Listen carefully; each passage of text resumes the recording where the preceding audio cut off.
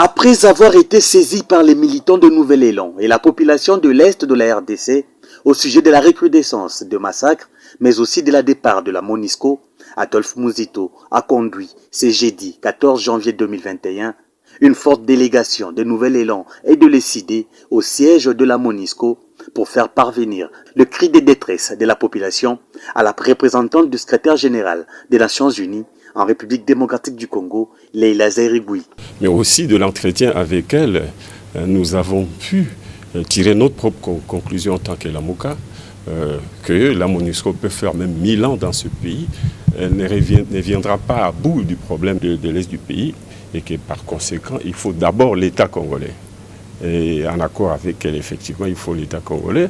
Et ça suppose, un État signifie la légitimité des institutions, la légitimité des animateurs, ce qui n'est pas le cas aujourd'hui. La solution, on ne la trouve pas avec elle, elle est dans son rayon en tant que représentante ici, secrétaire général de l'ONU, c'est nous les Congolais. Et nous les Congolais, en tant que Lamuka, ma conviction est que il faut qu'on revienne au principe de base que j'étais par Lamuka à travers le plan de sortie de crise de M. Martin Fayulu, président élu, à savoir qu'il faut faire des réformes, il faut que la classe politique et les dirigeants ou les parties prenantes se retrouvent autour d'une table pour que nous décidions de mettre en place des réformes concernant la Cour constitutionnelle. Il faut une Cour électorale qui soit neutre. Il faut une CENI neutre, il faut revoir la loi électorale de manière à ce qu'on rentre aux élections le plus rapidement possible et qu'on réhabilite le peuple à travers des institutions légitimes qui seules peuvent mettre fin à la guerre à l'est de... La chef de la MONUSCO, Leila Zerigui, invite la population au calme et à la vigilance pour qu'elle ne se trompe pas de vrais ennemis. Donc il ne faut pas se tromper d'ennemis.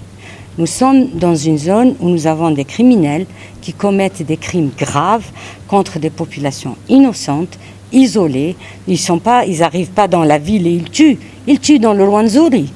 Vous savez ce que c'est le Rwenzori? C'est une forêt couverte, une montagne qui a au moins minimum 2000 ou 3000 mètres d'altitude. Donc ce n'est pas évident. Ce qu'il faut, c'est de renforcer les capacités des FARDC, de nous-mêmes, de travailler pour que, vous savez, personne ne gagne s'il n'y a pas de complicité dans les populations. Donc gagner la population, c'est gagner 60% de la guerre ou 70% de la guerre. Donc c'est ça le travail que nous faisons. Adolphe Muzito promet de poursuivre le combat jusqu'à obtenir des réformes, canal idéal pour avoir les institutions légitimes.